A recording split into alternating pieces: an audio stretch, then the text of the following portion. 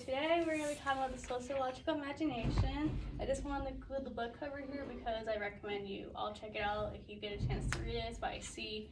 Wright Mills. I'll talk more about him later on in this lecture, but I just figured I would include that. So we have two learning objectives I hope that we accomplish by the end of this lecture. Students will develop a sociological imagination to understand how their individual circumstances are shaped by the broader social reality. And then students will learn how social influences affect real world examples by viewing something from the media. So what is a sociological imagination? So it's kind of hard to understand what it is without defining what C. Wright Mills said about it. So he coined it in his book in 1959. He said the ability to see connection between your individual experiences and broad social forces in society. So simply he's saying the sociological imagination is the ability to see how your personal experiences relate to bigger social issues such as unemployment and like poverty and such issues like that. Later on I'll go into some examples about that. So it's basically viewing the world past your personal circumstances. Mills wants people to connect personally to society instead of viewing society as what is society. So just taking a step back from looking at the historical context of it, so everything in history has been impacted by society and impacts every single individual. So viewing our lives in the context of history allows us to have a deeper understanding of why the actions happen and those of our community. For example, the regression in the 50s, due to the economies, due to the social you looked at from a social imagination standpoint, you'll see a bunch of changes in that. So I want to use the stick person example for this whole thing about you as a stick person.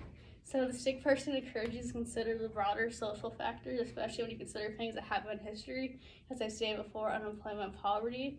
Your skills and mindset that you have for society aren't your fault. It's just they're created from what you see in society, such as you might see a t-shirt you want and you're like, why do I want this t-shirt? You might be because it's the stores available to you, it might be the social media trend you see, but it might be the norms of I want this shirt because I'm going to go to the gym, I'm going to use it for the gym, or I'm going to use it to go to a bar or something. And I also want you to consider the different cultural norms, such as holidays you celebrate, such as Christmas or Hanukkah. What are the cultural norms surrounding that compared to a holiday someone you might know celebrates that you don't celebrate? So examining your personal history and story throughout this lecture as you are the stick person to see how that influences your everyday life. So diving more on the sociological imagination, Mills talked about the difference between personal troubles and social issues. So personal trouble is maybe a private problem that's affecting an individual, for example, unemployment or student debt, compared to a social issue, which is the more widespread issue, which is such as unemployment might be caused by the environmental downturn of the economy, or your student loans might be paid because of the rising tuition debt or no access to the loans or resources that you need. So I wanted to provide a few examples. So as I stated before, unemployment is a personal trouble. A person might struggle financially due to losing their job, but they might have lost their job because high unemployment rates. The gig economy is becoming a new thing. As I talked about my sociology work class, the gig economy is basically people might work for Amazon doing like computer things for like 2 cents a task instead of working a full-time job, or a lot of companies outsource their workers or outsource employment to across international seas. Next, for social media, almost everyone is on social media nowadays. For screen times, some hours exceed 7-8 hours. So someone might be on social media on Instagram, they might see a person like an influencer they like.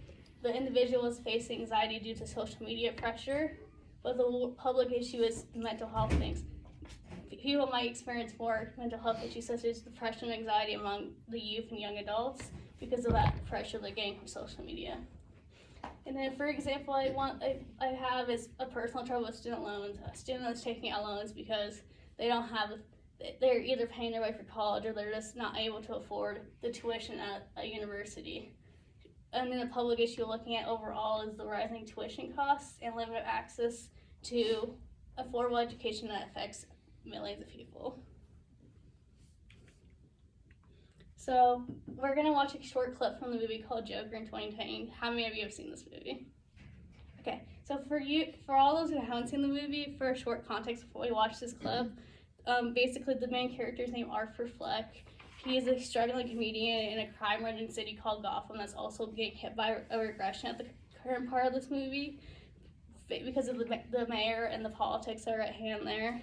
He's trying to make his living as being as a comedian and a clown, but he slowly descends into mental health, and he also has a mental disorder that causes him to have uncontrollable laughter. So in the scene, he's going to be talking to a social worker, and I just want you guys to think about these questions before we talk about it as a group.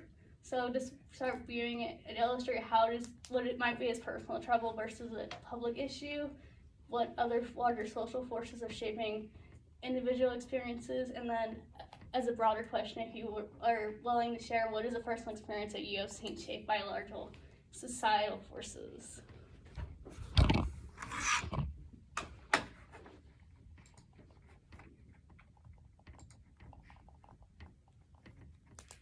You don't listen, do you?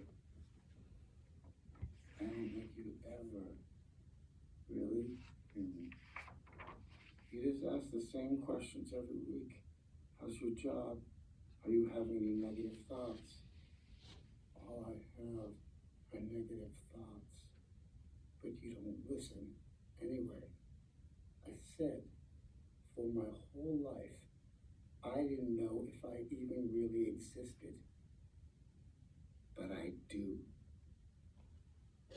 People are starting to notice. They've cut our funding. We're closing down our offices next week. The city's cut funding across the board. Social services is part of that. This is the last time we'll be meeting.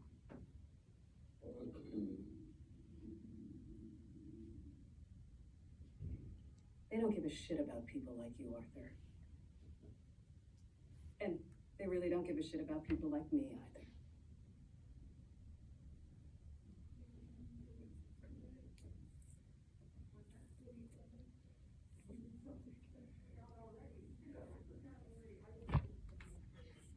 Am I supposed to get on medication now?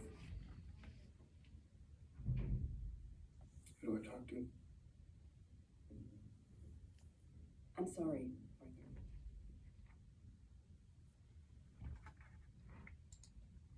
Arthur. Okay, so what kind of personal troubles do you guys see? Anyone? It seems like he is struggling with his mental health. Yeah, his mental health, he has that medical condition, so he needs his medication. As he was asking her at the end, like, how am I supposed to get this now that the service is cut? What is, like, the bigger social issue you see, like, with the social worker? She described no one really cares about you or me. She basically lost her job, too.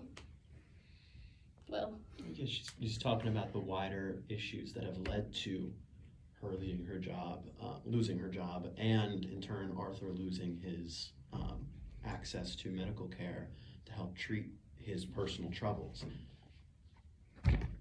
anyone else have any similar thoughts or, like, a different perspective they saw? I think sorry. You can Go ahead, Nate. Okay. Go ahead, Nate. I was just gonna say, like, the very end part, highlighting like the fact that he's no longer gonna be able to get medication. Like, that's a public issue that's gonna affect his own personal illness. I was going to add specifically, they were talking about the lack of funding Yeah. that was going to lead to them losing these services. Yeah, that was a big thing I pulled, was the lack of funding. We really don't think about social services being that big of an issue. It's not affecting you personally. I have watched this movie at least 100 times because I watched this movie when it came out in 2019 before I ever even studied sociology. But watching it again recently, I'm like, wow, this is a lot about sociology you can pull from this. So yeah, due to his neurological disorder, he needs that social services for medication in the bigger social issue. Because of that lack of funding, they lose that funding. Essentially, the services have to be cut, not even by choice. So, do you all have do you think of any, like, personal experiences you've seen in other media or, like, other things in your life that you have seen, like, broader context, like any other movies? Cheyenne. Just before getting here, I was watching The Pursuit of Happiness with Will Smith and his son, and the experience of homelessness, and how sometimes greater economic challenges like unemployment are what lead to it, and not personal, not laziness, not an inability or an unwillingness to find employment.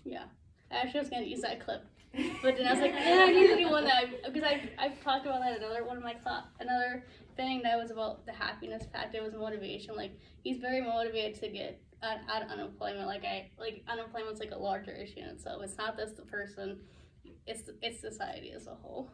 So if you do it for your sociological imagination, it's a lot of different context than just watching a movie. Any other movies you guys can think of, or any examples?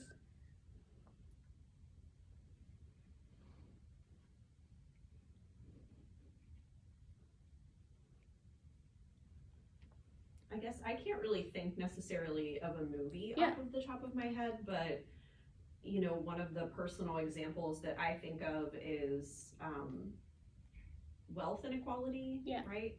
And how that may impact people who are not like at the top, right? Yeah. So I did not grow up in poverty, but I did grow up in a family that was working class. And so what that meant for me was whenever it came time to go to school, my parents also didn't go to college, so what that meant was it was on me, right, financially as well as, you know, in terms of figuring everything out to do that. And part of that is wealth inequality, right? You know, my dad was working, he was working very hard. It was just his wage did not give him enough money to put his children through college. So that's something that I think a lot of people can probably relate to. Right, great examples. Okay.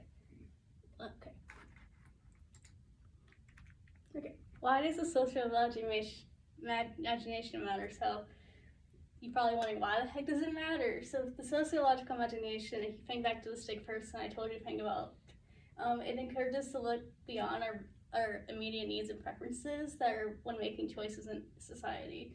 It serves to help us understand the environment around us.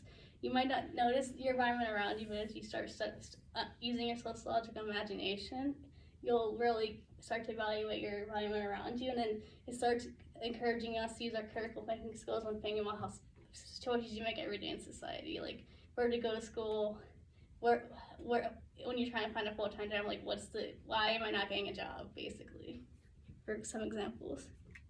And finally, this one repeat what the sociological imagination is.